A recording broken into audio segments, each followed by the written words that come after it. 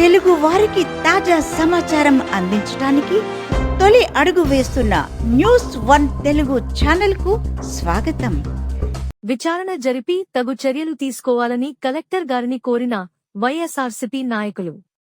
కావలిలో ఎమ్మెల్యే అక్రమాలు పెచ్చు మీరిపోతున్నాయని విచారణ జరిపి తగు చర్యలు తీసుకోవాలని కలెక్టర్ గారిని కోరిన కాకాణి గోవర్ధన్ రెడ్డి అనంతరం పాత్రికేయులతో మాట్లాడుతూ, అధికార పార్టీ ఎమ్మెల్యే కావలిలో అక్రమ గ్రావెల్ దందా నిర్వహిస్తూ సొమ్ము చేసుకుంటున్న వైనాన్ని మాజీ శాసనసభ్యులు రామిరెడ్డి ప్రతాప్ కుమార్ రెడ్డి బయట పెడదామని ప్రయత్నిస్తే ఈరోజు ఆయనపై అక్రమ కేసు బనాయించడం కక్ష సాధింపు చర్యలో భాగమేనని కాకాణి గోవర్ధన్ రెడ్డి అన్నారు. ఎమ్మెల్యే లేని ప్రాంతంలో డ్రోన్ పంపితే ఎమ్మెల్యేపై హత్యాయత్నం జరిగిందని రామిరెడ్డి ప్రతాప్ కుమార్ రెడ్డిపై అక్రమ కేసు పెట్టడం విడ్డూరమన్నారు. జిల్లాలో ఎన్నడూ ఇలాంటి రాజకీయాలు చూడలేదన్నారు. రాజకీయాల్లో ఒక దుష్ట సంస్కృతిని తీసుకువచ్చి కూటమి ప్రభుత్వం వైఎస్ఆర్సీపీ నేతలపై అక్రమ కేసులు బనాయించడమే లక్ష్యంగా ముందుకు సాగుతుందన్నారు. కావలిలో జరుగుతున్న అక్రమ గ్రావెల్ మనీ స్కామ్పై జిల్లా కలెక్టర్ను కలిసి ఫిర్యాదు చేసి న్యాయ విచారణ జరిపించాలని కోరామని తెలిపారు. మనీ స్కామ్ వెనుక అసలు ఎవరున్నారు, ఎందుకు ఆ స్కామ్ను ఎమ్మెల్యే తొక్కి పెట్టాలని చూస్తున్నారు, ఈ నిజాలన్నీ విచారణలో వెలుగులోకి వస్తాయన్నారు. అలాగే అన్నవరం క్వారీపై విచారణ జరిపి అక్రమాలు నిగ్గు తేల్చాలని కలెక్టర్ గారిని కోరామని తెలిపారు. మొన్నటి రోజున కావలికి వెళ్లి అన్నవరం క్వారీలో జరుగుతున్న నిజాలను వైఎస్ఆర్సీపీ ప్రజలకు తెలియజేసే ప్రయత్నం చేస్తే వైఎస్ఆర్సీపీ నేతలను పోలీసుల చేత హౌస్ అరెస్టులు చేయించి ఎక్కడికి అక్కడ చెక్ పోస్టులు పెట్టి అడ్డుకోవడం చూస్తుంటే ఎమ్మెల్యే కావ్య కృష్ణారెడ్డి నియంతృత్వ పోకడలు అర్థమవుతున్నాయన్నారు. ఎమ్మెల్యే కావ్య కృష్ణారెడ్డి నేను నిప్పు, నాలో నిజాయితీ ఉందని ప్రెస్ మీట్లు పెట్టి చెప్పడం కాదని, నువ్వు అంత నిజాయితీపరుడివే అయితే నీ క్వారీలో జరుగుతున్న అక్రమాలపై విచారణ జరిపించి నీ నిజాయితీని నిరూపించుకోవాలన్నారు. అది చేయకుండా వైఎస్ఆర్సీపీ నేతలను అవహేళనపరచడం, వ్యక్తిగత దూషణలకు దిగడం సిగ్గుచేటన్నారు. మేము ఇచ్చిన ఫిర్యాదుపై జిల్లా కలెక్టర్ గారు చర్యలు తీసుకొని విచారణ జరిపించకపోతే ఖచ్చితంగా వైఎస్ఆర్ కాంగ్రెస్ పార్టీ చలో అన్నవరం కార్యక్రమాన్ని చేపట్టి వాస్తవాలను ప్రజలకు తెలియజేస్తామన్నారు. కావలి నియోజకవర్గంలో కూటమి ప్రభుత్వం అధికారంలోకి వచ్చిన తర్వాత స్థానికంగా శాసనసభకు ప్రాతినిధ్యం వహిస్తున్నటువంటి వ్యక్తులే అవినీతి అక్రమాలకి పాల్పడుతూ వాటిని ప్రశ్నిస్తున్నటువంటి నేపథ్యంలో వైఎస్ఆర్ కాంగ్రెస్ పార్టీ నాయకుల మీద, కార్యకర్తల మీద విచ్చలవిడిగా కేసులు నమోదు చేస్తూ ఈరోజు సాక్షాత్తు మాజీ శాసనసభ్యులు 10 సంవత్సరాలు వైఎస్ఆర్ కాంగ్రెస్ పార్టీ శాసనసభ్యునిగా కావలి ప్రాంత ప్రజానీకానికి సేవ చేసినటువంటి రామిరెడ్డి ప్రతాప్ కుమార్ రెడ్డి గారి మీద అక్రమ కేసు బనాయించడం జరిగింది.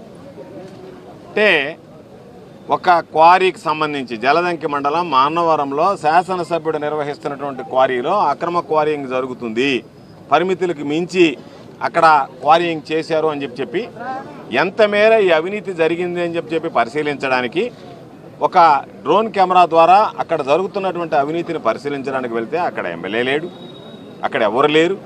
దానికి సంబంధించి అక్కడ పనిచేస్తున్నటువంటి వాచ్మెన్ మా ఎమ్మెల్యేని చంపడానికి వచ్చారు అని చెప్పడం, అంటే లేని ప్రాంతంలో ఎమ్మెల్యే లేని ప్రాంతంలో ఎమ్మెల్యేని చంపడానికి డ్రోన్ ఎగరేశారు అని చెప్పి రావడం, దాని మీద పోలీసులు ఒక అక్రమ కేసు బనాయించడం, దానిలో ఎమ్మెల్యేగా ఉన్నటువంటి గతంలో ఎమ్మెల్యేగా పనిచేసినటువంటి రామిరెడ్డి ప్రతాప్ కుమార్ రెడ్డి గారి పేరు చేర్చడం, తీరా హైకోర్టులో బెయిల్ వచ్చే సమయానికి ఆ బెయిల్ రాకుండా అడ్డుకోవడానికి ఎస్సీ ఎస్టీ అట్రాసిటీ యాడ్ చేయడం, ఇవి ఈ ప్రభుత్వంలో సాధారణంగా జరిగేటువంటి పనులు.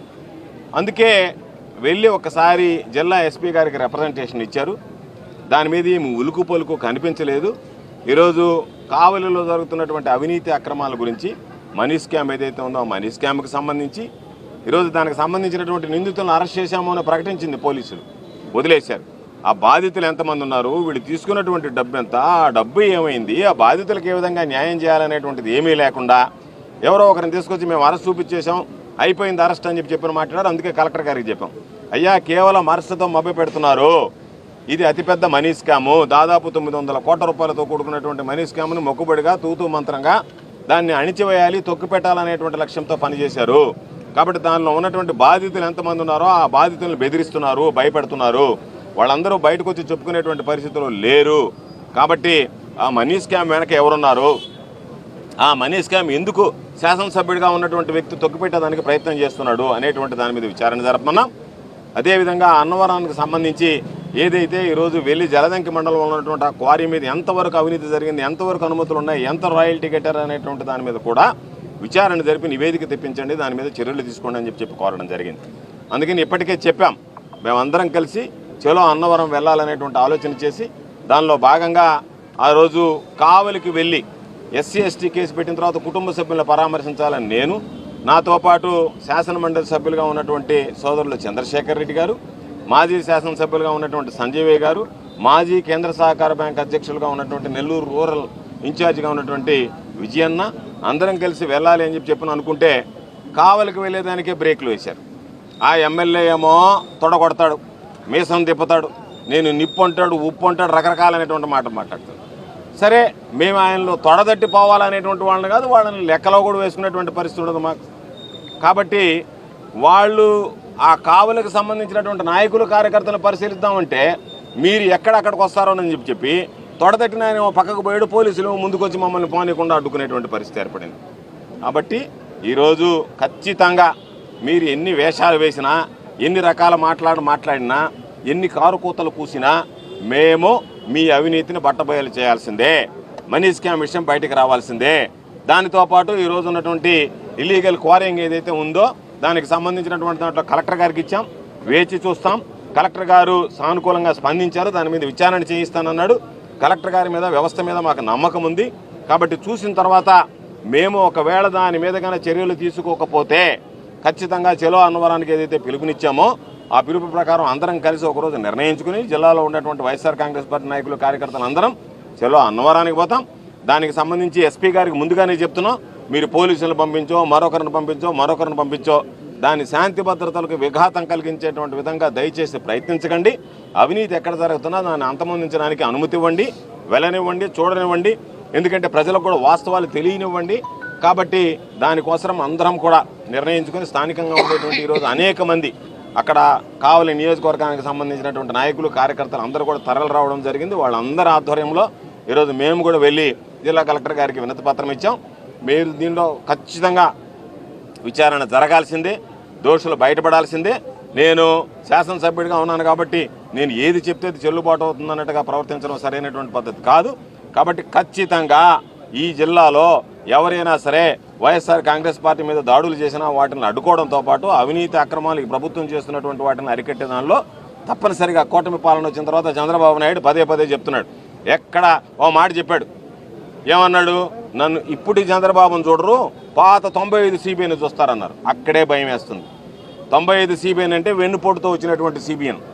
కాబట్టి వెన్నుపోటు పొడిచి అక్రమంగా వచ్చినటువంటి ఆ వ్యక్తిని అక్రమార్కుడిని చూస్తారు మీరు అని చెప్పి చంద్రబాబు నాయుడు పదే మాట్లాడటంలోనే ఓహో అక్రమాలకు తెరదీసేటువంటి సిబిఐని ప్రారంభమయ్యాడు, సిబిఐని పాలన ప్రారంభమైందని చెప్పనే చంద్రబాబు నాయుడు నోటుకుండానే చెప్తున్నాడు. కాబట్టి అటువంటి సిబిఐని కాకుండా అనుభవం ఉన్నటువంటి సిబిఐని అని చెప్పి ఓట్లు వేశారు. అనుభవం గడించినటువంటి వాడిగా, సరే అనుభవం దేంట్లో గడించామంటే ప్రజలకు సంక్షేమ పథకాలు ఇచ్చి ఎగ్గొట్టడంలో అనుభవం గడించాం తప్ప చెప్పిన వాటిని నిలబెట్టుకోవడంలో నీకు ఏ రోజు అనుభవం లేదు. కాబట్టి ప్రజలు విశ్వసించేటువంటి పరిస్థితి లేదు. డైవర్షన్ పాలిటిక్స్ కోసం రకరకాలైనటువంటి వేషాలు, రకరకాలైనటువంటి రంగులు మారుస్తున్నటువంటి చంద్రబాబు నాయుడు కానీ, కూటమి ప్రభుత్వంలో పెద్దలు కానీ గ్రహించాల్సింది, మీ ప్రభుత్వంలో మీ ప్రజాప్రతినిధులు విచ్చలవిడిగా దోపిడీకి పాల్పడుతున్నారు. ఇది నగ్న సత్యం. దీనిని మీరు నివారించకపోతే ప్రజలే ఈరోజు మూకుమ్మడిగా వచ్చి వాటిని నివారించుకునేటువంటి ప్రయత్నం చేస్తుంది, అరికట్టేటువంటి ప్రయత్నం చేస్తుంది, అడ్డుకునేటువంటి ప్రయత్నం చేస్తుంది. అందులో భాగంగానే ఈరోజు పాపం కావలి శాసనసభ్యుడు అక్రమ సంపాదనను అడ్డుకుంటున్నారని దాన్ని తట్టుకోలేక, ఓర్చుకోలేక ఎక్కడెక్కడో విపరీతమైనటువంటి మాటలు మాట్లాడడం, ఆ ఫ్రస్ట్రేషన్, అంటే నా ఆదాయానికి గండిపడుతుంది అనేటువంటి ఆ ఫ్రస్ట్రేషన్ చాలా ఎక్కువగా కనిపిస్తుంది. అందులో భాగంగానే ఈరోజు ఆయన మాట్లాడేటువంటి మాటలు కానీ, ఆయన వ్యవహరించేటువంటి తీరు కానీ వాటిని ఎవ్వరూ లెక్క చేయరు. తప్పనిసరిగా ఈరోజు ఆ నియోజకవర్గంలో అక్రమ కేసులు పెట్టేటువంటి వాటిని అడ్డుకుంటాం. అదేవిధంగా మీరు చేస్తున్నటువంటి అవినీతి కూడా అడ్డుకట్ట వేయడం జరుగుతుందని చెప్పి ఈ సందర్భంగా తెలియదు. ఇంజనీరింగ్ కాలేజీ ఒక్క మాట చెప్తాను, నేను చూసా అప్పటికి నేను అదంతా నువ్వు నాకు చెప్పలే, నేను చూసా. ఆయన చెప్పేది ఏంటంటే నేను అవినీతికి పాల్పడింది వాస్తవమే, కాబట్టి నా దగ్గరికి రండి మీరు అవినీతికి, కానీ ఆ అవినీతికి ముందు మీ అవినీతి అని అంటున్నాడు ఆయన.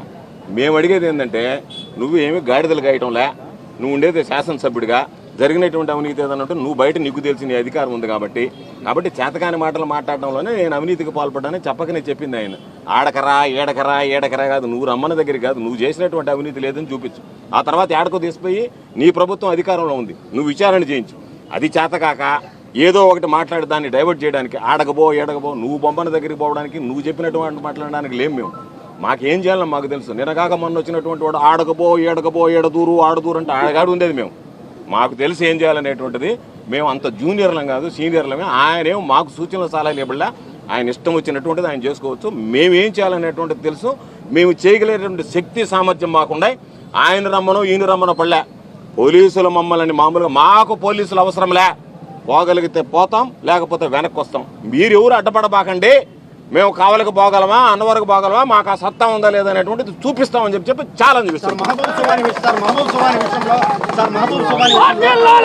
2001లో మహబూబ్ సుబాని పెట్టాడు. అనంతర్ దాస్ 2001లో వచ్చింది. అట్ ద సేమ్ టైం దీంట్లో వైఎస్ఆర్ కాంగ్రెస్ పార్టీ సర్పంచులు కూడా దీంట్లో భాగస్తులై ఉన్నారు. నేను చెప్పేదినపా, నీకు దమ్ము ధైర్యం ఉంటే ఈరోజు నువ్వేదో ఒక విలేకరులాగా వాళ్ళు అని పార్టీ తరంగా మాట్లాడడం కాదు. ఈరోజు కొంతమంది కావల్లో పచ్చ చొక్కాలు వేసుకొని ఉన్నారు మీడియా, అది పక్కన పెట్టండి. నేను ధైర్యంగా చెప్పేది, అధికారం నీ చేతుల్లో ఉంది.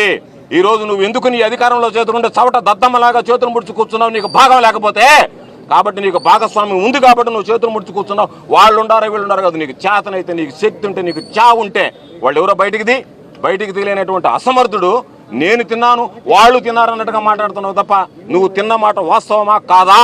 పాపం పేదలు రూపాయి కూడ కట్టుకున్నటువంటి పేదల కడుపు కొట్టేటువంటి ఇటువంటి వాళ్ళు శాసనసభ్యులుగా పనికొస్తారా?